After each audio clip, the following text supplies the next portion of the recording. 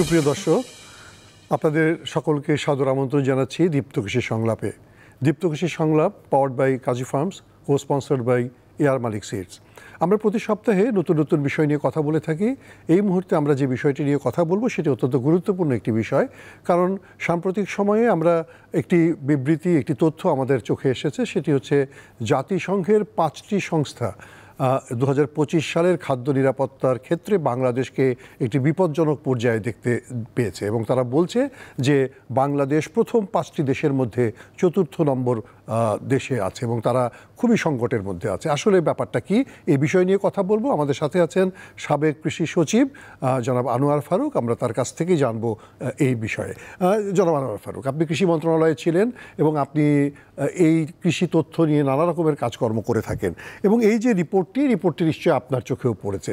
বিষয়টিকে আপনি কিভাবে দেখেন? এই যে খাদ্য নিরাপত্তার তীব্র সংকটে বাংলাদেশ, এরকম একটি সিচুয়েশন তারা কেন বলছে বা কোন পর্যায়ে বলছে, আপনি যদি বলেন। প্রথমত আমি শঙ্কিত হব যে আমার দেশ এই লিস্টে আসলে কেন। দ্বিতীয়ত আবার আমি ততটা শঙ্কিত নয়, কারণ কি, যে আপনি যদি খাদ্য নিরাপত্তার বিষয়টা দেখেন, সেখানে 3টা আপনার শর্ত পূরণ করতে হবে। একটা হলো food availability, access to food এবং নিউট্রিশন সেফ ফুড। এখানে আমাদের দেশে যেটা হয়েছে যে আমার দেশের যে উৎপাদন, সেটা কিন্তু অ্যাভেলেবিলিটি অফ ফুডের কোনো ঘাটতি নেই। আমাদের কিন্তু পর্যাপ্ত চাল হচ্ছে, সবজি হচ্ছে, মাছ হচ্ছে, ডিম হচ্ছে, দুধ হচ্ছে, এটা কিন্তু মোটামুটি আমাদের একটা সাফিসিয়েন্ট আছে। আমরা কোভিড এবং কোভিডের পরে ইউক্রেন ওয়ারের পর সময় থেকে কিন্তু আমরা ইম্পোর্টেড ফুড যেটা আমরা নিত্য প্রয়োজনীয়, সেখানে আমাদের কিছুটা ঘাটতি হয়ে যায়। আর সাম্প্রতিক সময়ে ডলারের কারণে সেটা আরও হয়েছে, যেমন চিনি, তেল, গুঁড়া দুধ, শিশু খাদ্য সহ কিছু ইম্পর্টেন্ট আইটেমস। সেই জায়গায় আমাদের কিছুটা সাপ্লাইটা মাঝে মধ্যে ডিস্টার্ব হয়ে থাকতে পারে। আর এছাড়া হলো যে আপনার সেফ ফুডের বিষয়টা তো সবসময় বরাবরই ছিল, যে আমরা এখনও নিউট্রিশিয়াস ফুড আছে কি জানি না, কতটুকু সেফ সেটা আমরাও জানছি না। এই 3টা বিষয়। এখন অ্যাভেলেবিলিটির যে বিষয়টা হলো, আমরা মনে করি আমাদের দেশে পর্যাপ্ত খাদ্য উৎপাদন হচ্ছে। আমার দেশে পোস্ট হারভেস্ট লস কোনো সবজির ক্ষেত্রে, ফলের ক্ষেত্রে 40 to 45% হচ্ছে। কখনো জমিতে ফসল পড়ে থাকে, কৃষক হারভেস্ট করে না, দাম পায় না বলে। সো ডাজন্ট মিন যে আবার খাবার নাই। বাট আমি মনে করি আমার দেশের সবচেয়ে বড় দুর্বলতা হলো ব্যবস্থাপনা। Management is very poor. Management poor বলতে যে আমরা মার্কেটিং ব্যবস্থাটা আমাদের poor, transportation poor, storage poor, এবং যে মার্কেটিং চ্যানেলে যারা কাজ করে, এই সাপ্লাই চেনে প্রত্যেকটি ইনএফিসিয়েন্সি এবং আপনার ওয়েস্টেজটা অনেক বেশি প্রত্যেকটা স্তরে। যেই কারণে হয় কি, একটা খাদ্য যার দরকার সে কম দামে আমরা দিতে পারছি না। আমরা প্রায়শই দেখি, রিপোর্ট করি যে টমেটো পঞ্চগড়ে 10 টাকা, ঢাকাতে আসলে 50 টাকা হয় কেন? সো এই যে একটা কারণ, সেটাও কিন্তু আমাকে দেখতে হবে যে কনজিউমার লেভেলে দাম বেড়ে যাচ্ছে বিকজ বিভিন্ন অব্যবস্থাপনার কারণে। সুতরাং এই যে ম্যানেজমেন্টটা যদি আপনি বেটার করতে না পারেন, ওই যে আমি বললাম যে আমি বেশি শঙ্কিত নেই, কারণে আমার প্রোডাকশন সেক্টরটা খুব ভালো আছে, কৃষকরা ভালো উৎপাদন করছে। আমি যদি ব্যবস্থাপনাটাকে একটু বেটার করতে পারতাম, তাহলে কিন্তু এই ক্রাইসিস, এই তথ্যটা হয়তো আসতো না, এইভাবে আসতো না। কিন্তু মানে আপনি কি তাহলে এটা বলতে পারেন যে আমাদের এই টোটাল যে মানে সংকটটা, সেটাতে যতটা বেশি উৎপাদনের, তার চেয়ে বেশি হচ্ছে সিস্টেমের সংকট, সিস্টেম সংকট। কিন্তু জাতিসংঘর যে রিপোর্টটা সেটা বলেছে, তারা যেটা বলেছে যে আমাদের জীবনযাত্রার ব্যয় বেড়েছে এবং আমাদের এক্সপেন্ডিচারের ক্যাপাসিটি কমেছে অনেকের ক্ষেত্রে, এবং বিশেষ করে এখন আমাদের বৈশ্বিক পরিস্থিতি বলি বা অভ্যন্তরীণ রাজনৈতিক পরিস্থিতি বলি, আমাদের কিছু কিছু জায়গায় কর্মহীনতাও দেখা যাচ্ছে। এগুলো মানুষের নিরাপত্তাকে শঙ্কিত করেছে, এরকম আপনাকে? অবশ্যই। ওই যে আমরা বললাম দ্বিতীয় শর্তটা কি, যে অ্যাক্সেস টু ফুড। আমার অ্যাক্সেস টু ফুড কোভিডের সময় থেকে কিন্তু কমতে শুরু করেছে, কারণ অনেক লোক চাকরি হারিয়েছে, নিম্ন আয়ের মানুষ এবং মধ্যবিত্ত লোক অনেক চাকরি হারিয়েছে। তারপরে কোভিড ওয়ারের পরে আবার ইম্পোর্ট যখন এক্সপেন্সিভ হয়ে গেল, তখন কিন্তু আমার ইম্পোর্টও কমে যাচ্ছে, এবং সাম্প্রতিক সময়ে আমার টাকার অবমূল্যায়নের কারণে ডলারের দাম বেড়ে যাওয়াতে কিন্তু আমার ইম্পোর্টটা এক্সপেন্সিভ হয়ে যাচ্ছে। এতে করে খাবারের দাম অনেক বেড়ে গেছে। একদিকে আমার নিম্ন আয়ের মানুষের ইনকাম কমে গেছে, চাকরি হারিয়েছে, কাজকর্ম ক্ষমতা তার হারিয়েছে। অন্যদিকে যখন খাদ্যের দাম বেড়ে যায়, তখন অ্যাক্সেস টু ফুডটা কমে যায়। যে আজকে যে রিপোর্টটার যে নেগেটিভ সাইডটা হলো যে অ্যাক্সেস টু ফুড কমে যাওয়ার কারণেই কিন্তু আমার যে 40% মানুষ এখন পুষ্টিহীনতায় ভুগছে। তার মানে আমি তো পুষ্টিকর খাবার খেতে পাচ্ছি না, আমি অর্থের অভাবে হয়তো অপুষ্টিকর খাবারটাই খাচ্ছি। আমার প্রয়োজনীয় প্রোটিন আমি নিতে পারছি না, আমি প্রয়োজনীয় ফ্যাট নিতে পারছি না।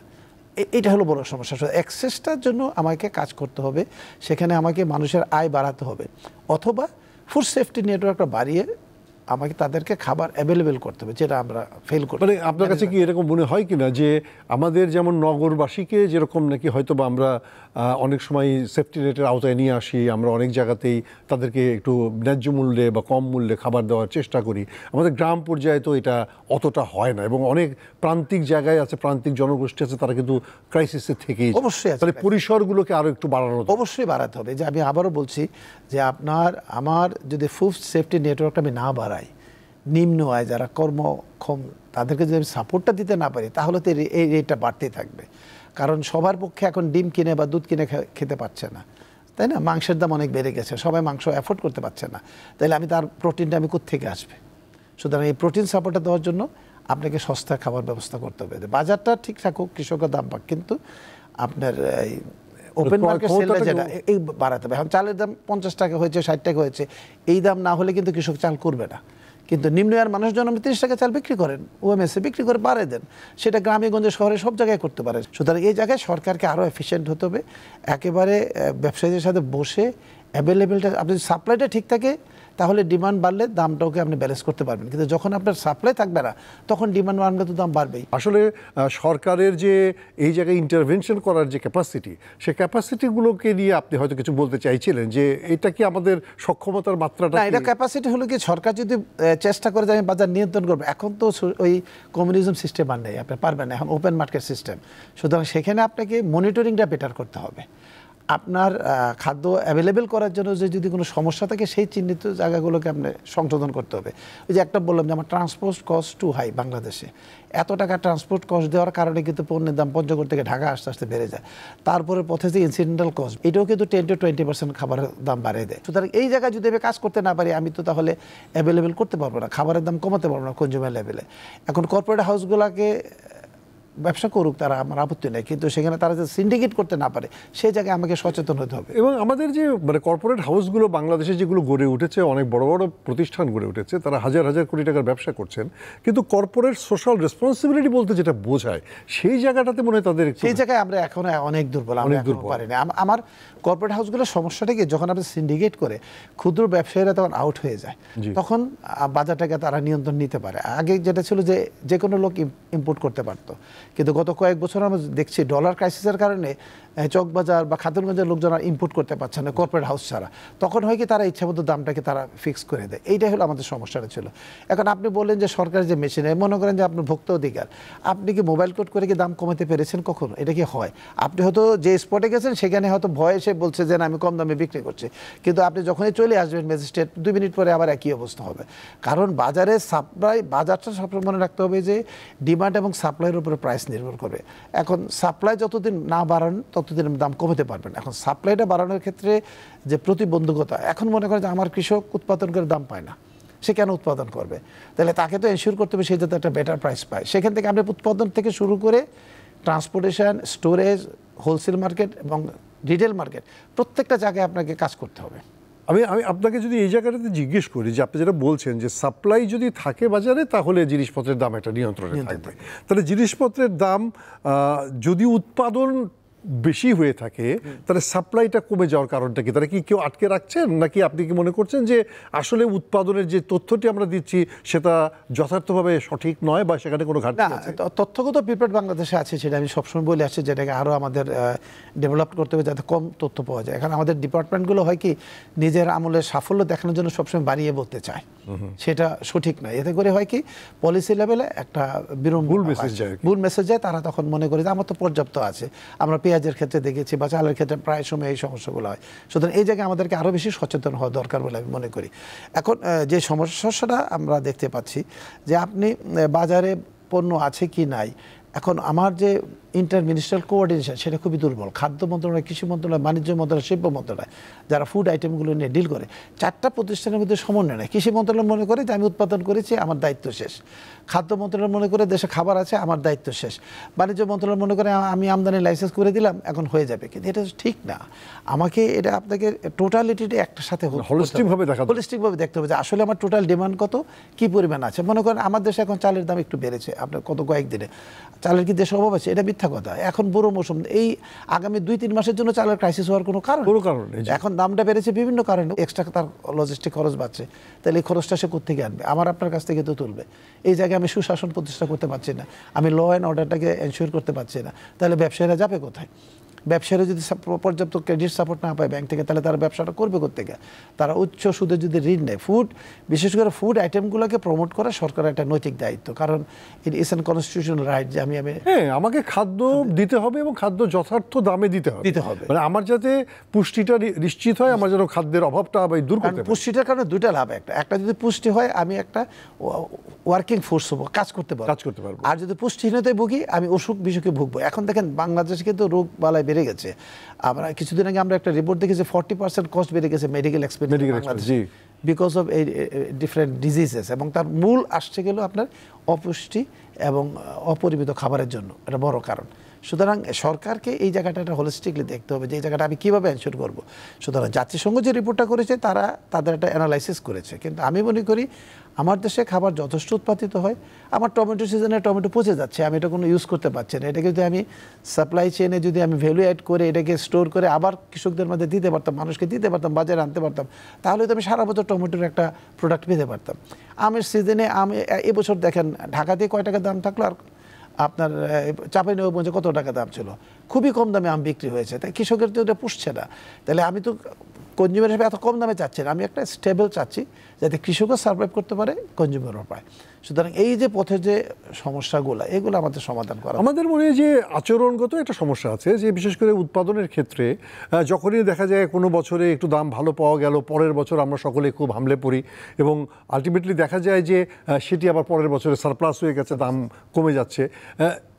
কৃষি মন্ত্রণালয়ের তরফ থেকে বা সম্প্রসারণ অধিদপ্তরের তরফ থেকে আমার তো মনে হয় উৎসাহ দেওয়ার সাথে সাথে কোনো সময় থামতেও বলা উচিত। আমার মনে হয় থামতে বলাটা আমরা বলা যায়, এখনো আমরা বলতে পারছি না।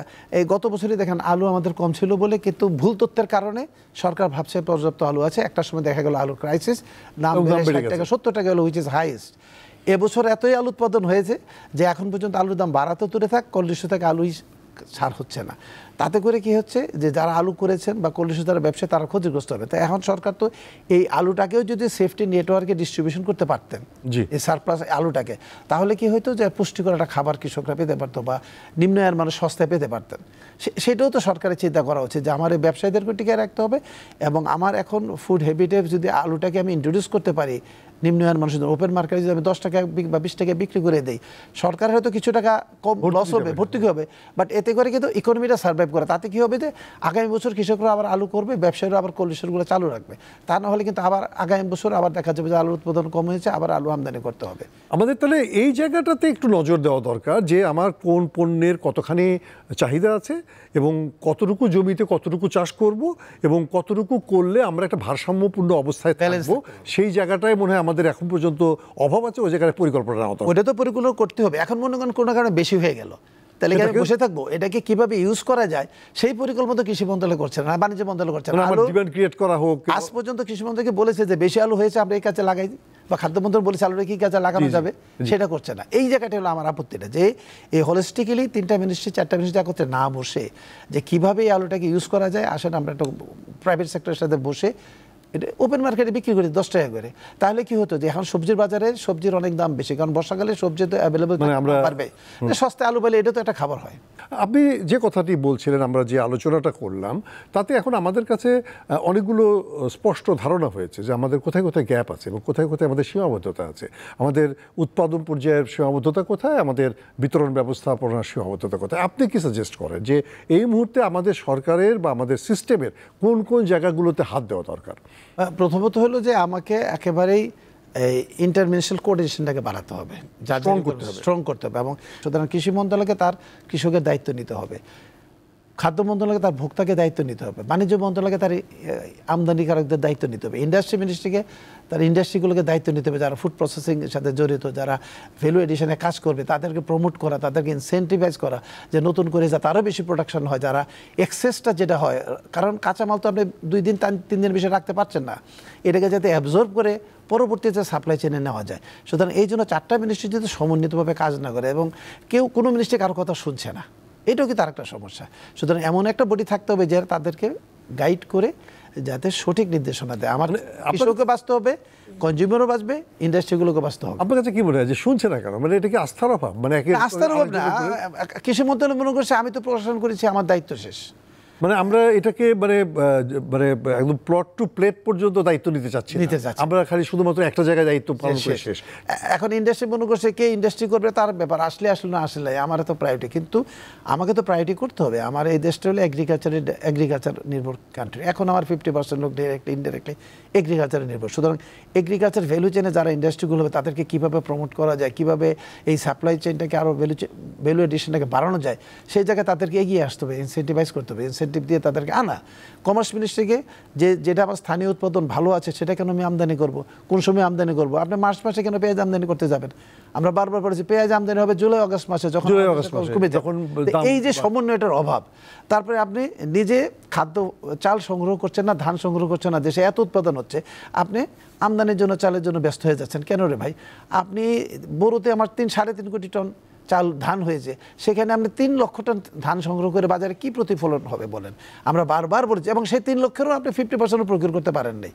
তো এটা তো একটা প্রহসন ছাড়া আর কিছু নেই। আপনার একটা ফেলিওর পদ্ধতিতে আপনি প্রতি বছর একই কাজ করেন। আপনি কি মনে করছেন কিনা যে এটা সকলেই আসলে দায় সারছেন কোনোভাবে? অবশ্যই এটা তো হইতেই পারে না। আপনি গত 15 বছর দেখছিলেন যে আপনার প্রকিউরমেন্ট প্রসেস কাজ করছে না, তাহলে আপনি এটা চেঞ্জ করেন, নতুন আইডিয়া নিয়েছেন কীভাবে করা যায়। আচ্ছা, আরেকটা জিনিস আপনার কাছ থেকে আমরা জানতে চাই যে যদিও এই কথাটি জাতিসংঘের রিপোর্টেও এসেছে, সেটা হচ্ছে যে জলবায়ু পরিবর্তনজনিত কারণে আমাদের উৎপাদনের ক্ষেত্রেও নানা রকমের ব্যাঘাত তৈরি হচ্ছে। যেমন ধরেন যে গত বছর আমাদের নোয়াখালী অঞ্চলে বন্যা হলো, যেটা এর আগে কখনো হয় নাই। এবছরও কিন্তু তার কিছু প্রবণতা আমরা দেখেছি, যদিও এবছর এখনো এই বর্ষাকালটা খুব একটা ক্ষতিকর অবস্থায় যায়নি, কিন্তু বৃষ্টির কিছু অনিয়ম হয়েছে, অনিয়মিত বৃষ্টি হয়েছে। এই জলবায়ু পরিবর্তনজনিত সংকটটিকে মোকাবেলা করার জন্য কি যথেষ্ট গবেষণা হচ্ছে, বা আমরা কি প্রস্তুতি নিচ্ছি? গবেষণা সরকারিভাবে খুব একটা হচ্ছে আমি বলবো না, কম। এখানে আরও বেশি বিনিয়োগ করতে হবে। এই জন্য আমরা বারবার বলছি যে আমার যে চ্যালেঞ্জ ক্লাইমেট ইম্প্যাক্টের, এটাতে যে গবেষণাতে বিনিয়োগ করা দরকার সেটা আমরা করতে পারছি না। এখানে প্রাইভেট সেক্টর তাদের প্রয়োজনে কিছুটা কাজ করছেন, তারা নতুন নতুন প্রযুক্তি নিয়ে আসছেন। বাট আমি এখানে মনে করি যে এখানে আমার ফার্মার্সরা অনেক অ্যাডভান্স। ওনারা করছে কি যে আপনার জলবায়ু পরিবর্তনের ফসলটা অটোমেটিক্যালি তারা নেক্সট ক্রপে চলে যাচ্ছে, একটাতে মার খেলেও পরবর্তীতে চলে যাচ্ছে। এখন কিন্তু কৃষক আগের মতো না যে এই সিজনে আমার আমন ধান মার খেয়েছে, আমি নেক্সট আমন পর্যন্ত ওয়েট করব। তারা কিন্তু মাঝখানে অন্য 2-3টা সবজি বা অন্য একটা ধান বা অন্য একটা গম বা ভুট্টা করে এটাকে মেকআপ করার চেষ্টা করে। আপনি এত প্রতিকূল অবস্থার পরে কিন্তু আমার ফলন খুব একটা কমেনি। এত কষ্ট করে আমি জলবায়ু প্রতিকূল অবস্থা সহ্য করে, রোদ ঘাম বৃষ্টি সহ্য করে আমি প্রোডাকশন করার পরেও বাজারে গিয়ে দাম পাচ্ছি না, তখন তো এটা আমি মনে করি একটা প্রতারণা ছাড়ার কিছু না। আপনি মিনিমাম প্রাইস এনশিওর করেন, কৃষককে একটা মিনিমাম ফ্লোর প্রাইসের সাপোর্টটা দিয়ে যান, তাহলে আপনি আজকে যা ধান উৎপন্ন হয়, আমি আপনাকে চ্যালেঞ্জ করে বলতে পারি 1 বছর পরে তার 20% ফলন বাড়াতে পারবেন। আপনি যদি কৃষকের ধানের আপনি 1440 টাকা ধান সংগ্রহ করছেন, বাজারে বিক্রি হচ্ছে 1000 টাকা, তাহলে এই যে কৃষকের 400 টাকা লস হচ্ছে, এই টাকাটা কে দিবে?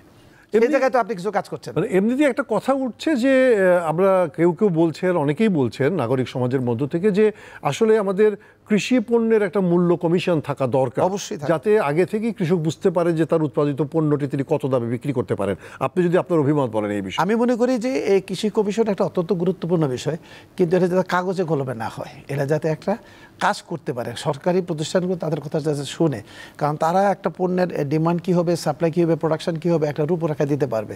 সেই অনুযায়ী কোন প্রাইসের প্রোডাকশন উৎপাদন ব্যয়টা কী এবং বাজারে মিনিমাম প্রাইস কত হওয়া উচিত, যাতে করে কৃষক একটা মিনিমাম একটা লাভ পায়, যাতে সেই ফসলটা করতে আগ্রহ থাকে। সুতরাং এই সাপোর্টটা দেওয়ার জন্য তারা সুপারিশ করবে, এই সুপারিশগুলো যাতে বাস্তবায়ন করে। আমাদের পার্শ্ববর্তী দেশ ভারতে বহু আগে থেকে কমিশন করেছে এবং সেভাবে তারা বাস্তবায়ন করছে, প্রকিউরমেন্ট করছে, কিন্তু আমরা পারছি না। এটা একটা দুর্ভাগ্য, আমার মনে হয় করা উচিত। আমরা আসলেই হয়তো আরও বেশি আমাদের এই জায়গায় সক্রিয় হওয়া দরকার। আপনাকে অসংখ্য ধন্যবাদ। প্রিয় দর্শক, আমরা আসলে গুরুত্বপূর্ণ একটা বিষয় নিয়ে কথা বললাম, যদিও জাতিসংঘের যে রিপোর্টটি ছিল সেই রিপোর্টটি আমাদের কাছে অনেক রকমভাবে উদ্বেগ সৃষ্টি করেছে, তবে এটাও সত্যি কথা, যদি আমরা সঠিক ব্যবস্থাপনা করতে পারি তাহলে নিশ্চয়ই এই উদ্বেগটি থাকবে না জনমনে, এবং আমরা সেটাই চাই যে আমাদের সরকার এবং আমাদের যে অন্যান্য সিস্টেমগুলো আছে তারা সকলেই সক্রিয় হোক, এবং আমরা খাদ্যের নিরাপত্তা এবং খাদ্যের নিরাপদতা এবং যথার্থ মূল্য এবং কৃষকের স্বার্থ এবং ভোক্তা স্বার্থ সব কিছুকে আমরা একসাথে বিবেচনা করে একসাথে রক্ষা করার চেষ্টা করতে পারি, তাহলে নিশ্চয়ই আমরা যে উদ্বেগের কথাটি ভাবছিলাম বা উদ্বেগটি নিয়ে আলোচনা শুরু করেছিলাম সেই উদ্বেগটি থাকবে না। আমাদের সাথে থাকার জন্য আপনাদের সকলকে ধন্যবাদ। আমরা শেষ করছি আজকের দীপ্ত কৃষি সংলাপ, powered by Kazi Farms. Co sponsored by ইয়ার মালিক সিডস। আগামী সপ্তাহে নিশ্চয়ই নতুন কোনো বিষয় নিয়ে আপনাদের সামনে হাজির হব। আপনারা আমাদের সাথেই থাকবেন। সকলকে ধন্যবাদ এবং শুভেচ্ছা।